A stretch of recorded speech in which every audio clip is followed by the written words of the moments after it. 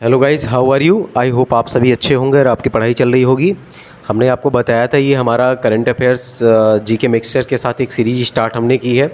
इसमें हम लोग कोशिश ये कर रहे हैं कि करंट अफेयर्स के साथ उससे रिलेटेड जितने भी जीके हैं वो भी आपको साथ साथ में प्रोवाइड करा दिए जाएँ, ताकि आपको अलग से पढ़ने की, अलग से किसी सोर्स में जाने की आपको आवश्यकता ना पड़े। तो चलिए स्टार्ट करते हैं। आज डेट है 19 सितंबर 2021। तो हमारा पहला क्वेश्चन है कि भारत का 61वां सॉफ्टवेयर प्रौद्योगिकी केंद्र कहाँ बनाया गया है। क्वेश्चन फिर से सुनिए, भारत का 61वां सॉफ्टवेयर प्रौद्योगिकी पार्क केंद्र कहाँ बनाया गया है। ऑप्शन है मध्य प्रदेश, दूसरा ऑप्शन है केरला, तीसरा ऑप्शन है नागालैंड और चौथा ऑप्शन है दिल्ली। क्या होगा सही आंसर? तो इसका सही आंसर है नागालैंड। ठीक, तो चलिए आगे चलते हैं, देखते हैं, थोड़ा सा नागालैंड के बारे में देख लेते हैं। जब इंडिया की बात करते हैं, इंडिया के मैप को देखते हैं, यहाँ पे ये देखिए इंडिया के मैप ये पूरा दिया हुआ है, तो यहाँ पे ये अलग से दिखाई दे रहा है। इट मीन्स अलग से दिखाई देने का इसका क्या मतलब होता है? इसका कॉन्सेप्ट है सेवन सिस्टर का, इसे सेवन सिस्टर कहा जाता है। तो सेवन सिस्टर में कौन कौन से जो राज्य आ गए? अरुणाचल प्रदेश, असम, नागालैंड, मेघालय, मणिपुर, त्रिपुरा, ये जो है सेवन सिस्टर वाले कॉन्सेप्ट में आ गए। तो अब हमको देखना है क्या, बेसिकली हमको पढ़ना है यहाँ पे नागालैंड के बारे में। तो ये नागालैंड है, नागालैंड को देख सकते हैं कि नागालैंड के जो उत्तर में है, उत्तर में कौन सा स्टेट है? तो उत्तर में है अरुणाचल प्रदेश। ठीक है, फिर दक्षिण में कौन सा स्टेट है? दक्षिण में है मणिपुर। ठीक है, पूर्व में अदर कंट्री लगती है, ठीक है, म्यांमार। और जबकि पश्चिम में कौन सा स्टेट है? वो है असम। तो इस प्रकार नागालैंड जो है वो 3 राज्यों से घिरा हुआ है, अरुणाचल प्रदेश, असम और मणिपुर से। ठीक है, तो चलिए आगे देख लेते हैं थोड़ा सा। ये जो है नागालैंड का मैप है, आप देख पा रहे हो। इधर म्यांमार, हमने आपको बताया था पूर्वी साइड में म्यांमार है, पश्चिमी साइड में आपका हो गया असम। ठीक है, तो नागालैंड की जो राजधानी है अगर उसकी बात कर दी जाए तो वो है कोहिमा। ठीक है, और इसमें टोटल विधानसभा की सीटें जो हैं वो 60 विधानसभा की सीटें हैं, जबकि राज्यसभा के लिए 1 सीट है और लोकसभा के लिए भी 1 सीट है। वर्तमान में इसके जो गवर्नर हैं नागालैंड के वो हैं जगदीश मुखी। ठीक है, अच्छा, नागालैंड की बात की जा रही है तो इसकी स्थापना कब हुई थी? तो इसकी स्थापना हुई थी 1 दिसंबर 1963 को, और यह भारत का 16वां राज्य था। यह भारत का 16वां राज्य था। ठीक है, इसकी साक्षरता की बात कर ली जाए तो 80.11% है। वैसे जब प्रतिशत की बात की जाती है तो 80.11% पढ़ना चाहिए, 11 नहीं होता, 1 होता है। ठीक है, तो ये 80.11% है। ठीक है, अगर यहाँ की टोटल पॉपुलेशन की बात कर दी जाए तो यहाँ पे ईसाई जो हैं उनकी संख्या ज़्यादा है। ठीक है, और यहाँ की जो राजभाषा है वो है अंग्रेजी।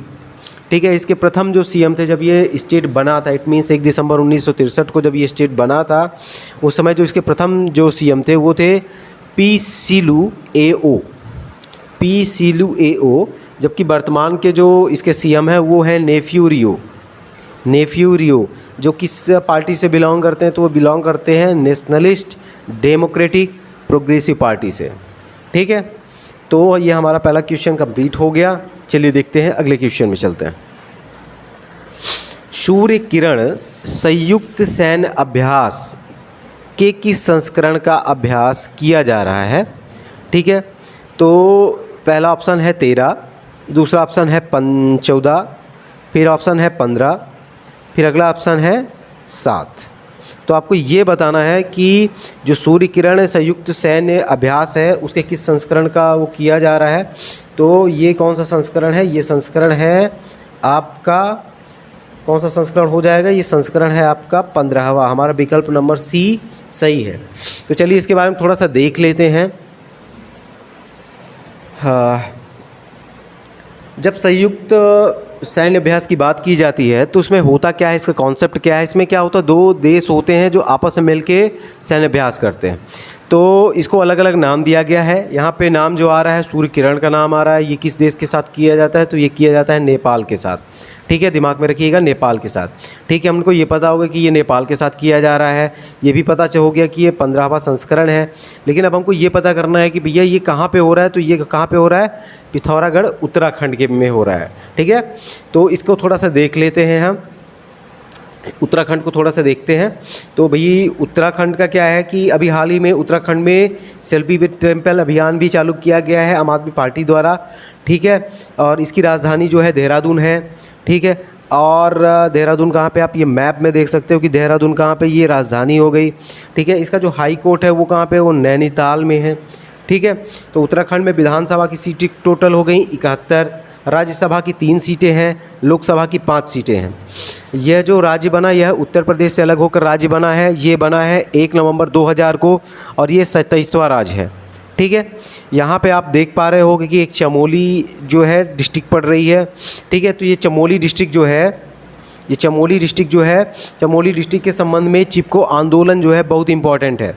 1973 में चिपको आंदोलन हुआ था, ठीक है। और 1987 में इस आंदोलन को सम्यक जीविका पुरस्कार मिला था, ठीक है। अब अगर बात कर ली जाए उत्तराखंड में, तो उत्तराखंड में एक इम्पॉर्टेंट बांध परियोजना है जिसका नाम टिहरी बांध परियोजना है, जो कि भागीरथी नदी पर स्थित है। इसके अलावा जो अगर हम देखते हैं तो भारत का पहला जो हीलिंग सेंटर है, इट मीन्स वन के द्वारा, जंगल के द्वारा चिकित्सा की प्रणाली जो है वो कहाँ पे है, वो रानीखेत उत्तराखंड में ही है। भारत का पहला क्रिप्टो गेमिंग गार्डन जो है वो भी कहाँ पे है, उत्तराखंड में है।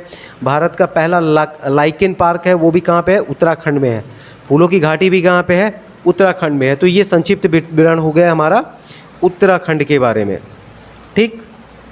आए चलते देखते हैं, थोड़ा सा नेपाल को देख लेते हैं। तो नेपाल जो है हमारा पड़ोसी देश है, आप देख पा रहे होगे। इसके उत्तर में कौन सा है, इसके उत्तर में चाइना है, ठीक है।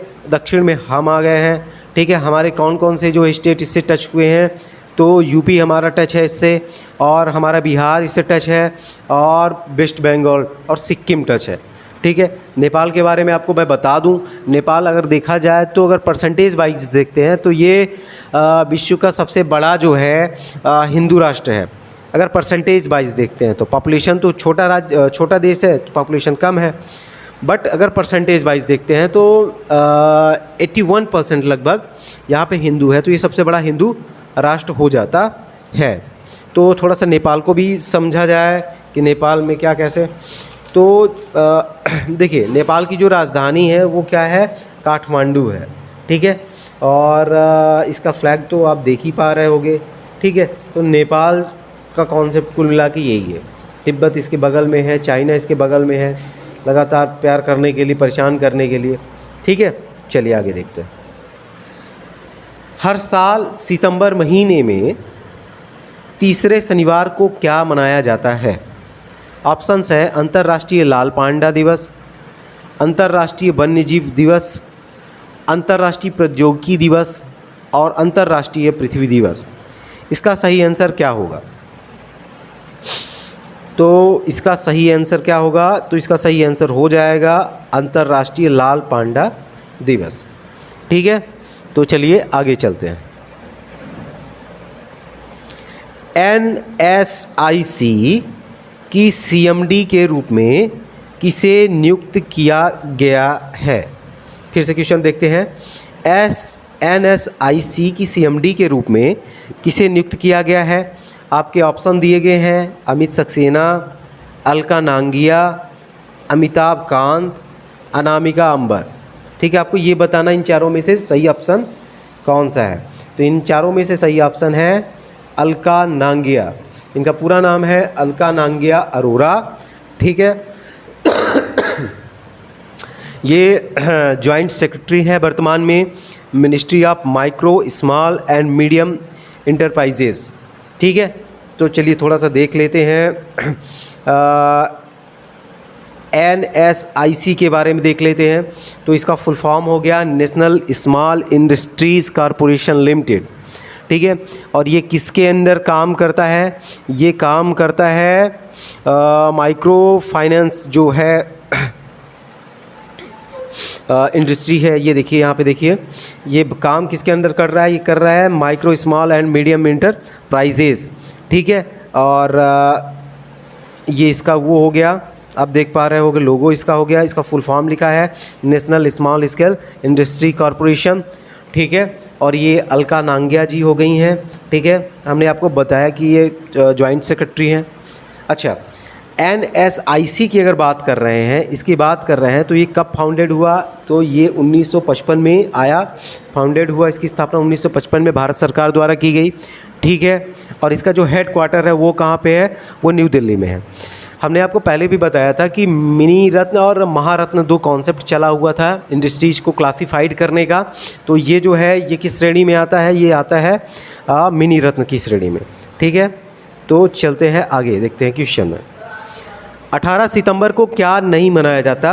आपके पास ऑप्शन है अंतर्राष्ट्रीय तटीय दिवस, अंतर्राष्ट्रीय समान वेतन दिवस, विश्व जल निगरानी दिवस और अंतर्राष्ट्रीय लाल पांडा दिवस। आपको यहाँ मैं बता देना चाहता हूँ कि अंतर्राष्ट्रीय लाल पांडा दिवस जो होता है वो हर साल के सितंबर माह के तीसरे शनिवार को मनाया जाता है। तो इस बार ये जो था वो 18 सितंबर को फंस गया था, ठीक है। लेकिन इसके अलावा ये जो बाकी तीनों विकल्प जो दिए गए हैं, जिसमें अंतर्राष्ट्रीय तटीय दिवस है, अंतर्राष्ट्रीय समान वेतन दिवस है और विश्व जल निगरानी दिवस है, ये तीनों जो है 18 सितंबर को ही मनाए जाते हैं, ठीक है। तो इस प्रकार से हमारा जो सही आंसर होगा इसके संबंध में वो हो जाएगा अंतर्राष्ट्रीय लाल पांडा दिवस। यह 18 सितंबर को नहीं मनाया जाता। चलिए चलते हैं आगे, देखते हैं।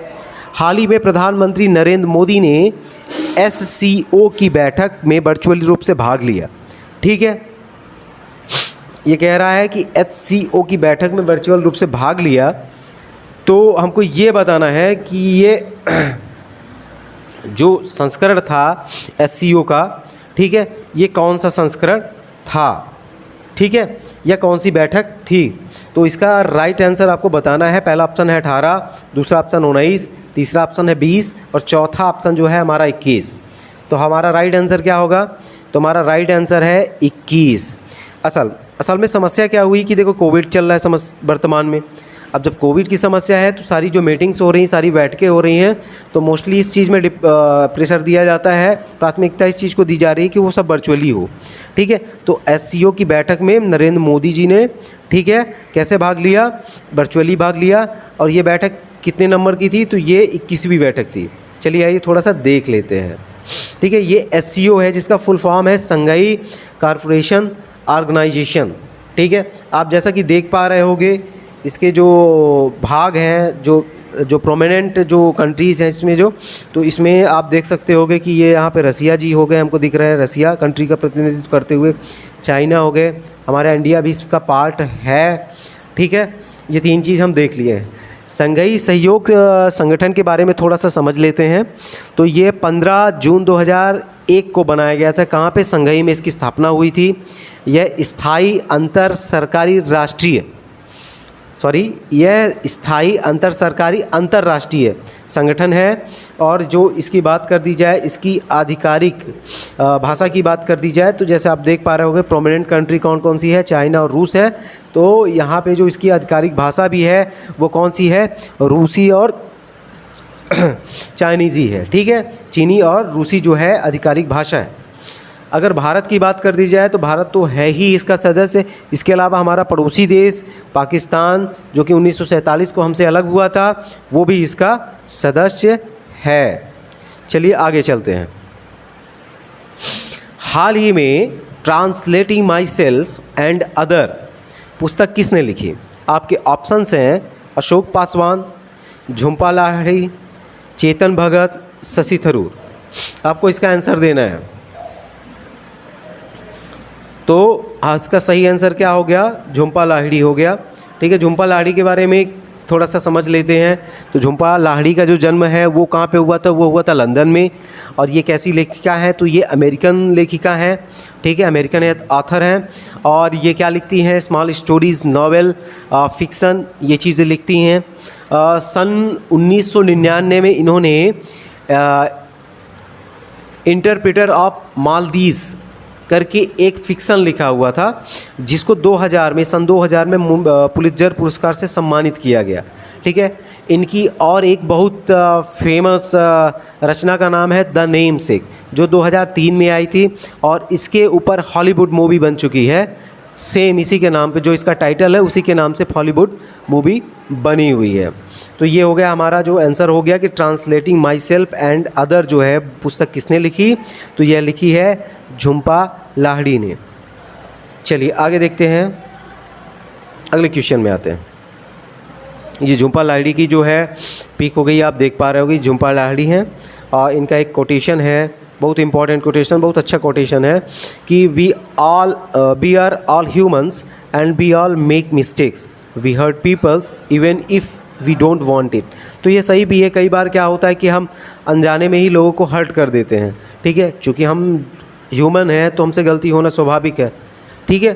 तो कई बार हम अनजाने में भी लोगों को हर्ट कर देते हैं। ये किसने लिखा? झुम्पा लाहिड़ी ने लिखा हुआ है। इसका प्रोमिनेंट जो है इनका कथन है, ठीक है, जो इनकी पुस्तक में था, इन्होंने एक संगोष्ठी में कहा था, ठीक है। चलिए आगे देखते हैं। हाल ही में किस देश ने Asia Pacific traffic trade group में शामिल होने के लिए अप्लाई किया है? पहला ऑप्शन है चाइना, दूसरा ऑप्शन है भारत, तीसरा ऑप्शन है जापान और चौथा ऑप्शन है बांग्लादेश, ठीक है। तो इसका राइट आंसर क्या होगा? तो इसका राइट आंसर है चाइना।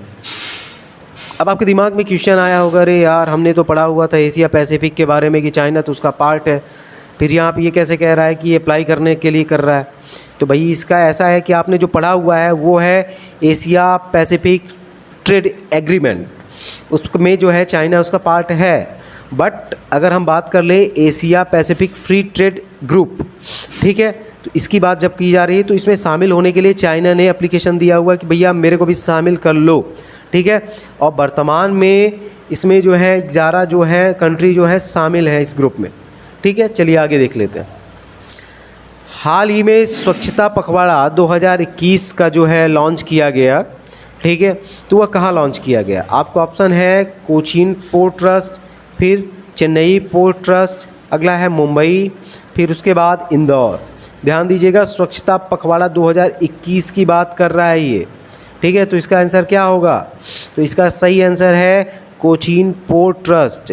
तो इसका राइट आंसर क्या हो जाएगा? राइट आंसर हो जाएगा कोचीन पोर्ट ट्रस्ट, ठीक है। तो इसके बारे में थोड़ी सी देख लेते हैं। स्वच्छता पखवाड़ा जो होता है वो काम करता है department of drinking water and sanitation, ministry of जल शक्ति के अंतर्गत, ठीक है। चलिए अभी अगला क्वेश्चन है कि हाल ही में प्लेनेटेरियम इनोवेशन जो है किस संस्था द्वारा आयोजित किया गया? ऑप्शन है my government India, then ISRO, then वित्त विभाग महाराष्ट्र, देन इंदौर प्राधिकरण। तो आपको ये बताना है कि ये इनोवेशन किस संस्था द्वारा आयोजित किया गया। तो यह आयोजित किया गया माई गवर्नमेंट इंडिया के द्वारा। अच्छा, इसको आयोजित करने का क्या मतलब था? तो इसको आयोजित करने का मतलब ये था कि वर्तमान में जो कंट्रीज़ हैं उसमें हमारी कंट्रीज़ में बहुत सारे जो हैं स्टार्टअप्स आ रहे हैं, ठीक है। तो उसको मोटिवेट करने के लिए ये स्टार्टअप जो है ये इनोवेशन जो है स्टार्ट किया गया है। तो ये रहा हमारा आज का 19 सितंबर 2021 का करंट अफेयर्स। हमने इसमें कवर किया जीके, ठीक है। जीके का कुछ सेक्शन हमने कवर किया हुआ है, आप इसे ध्यान से देखिए, नोट डाउन कीजिए, चैनल को सब्सक्राइब कीजिए, अच्छा लगे तो इसे शेयर कीजिए, कमेंट कीजिए। तब तक के लिए थैंक यू।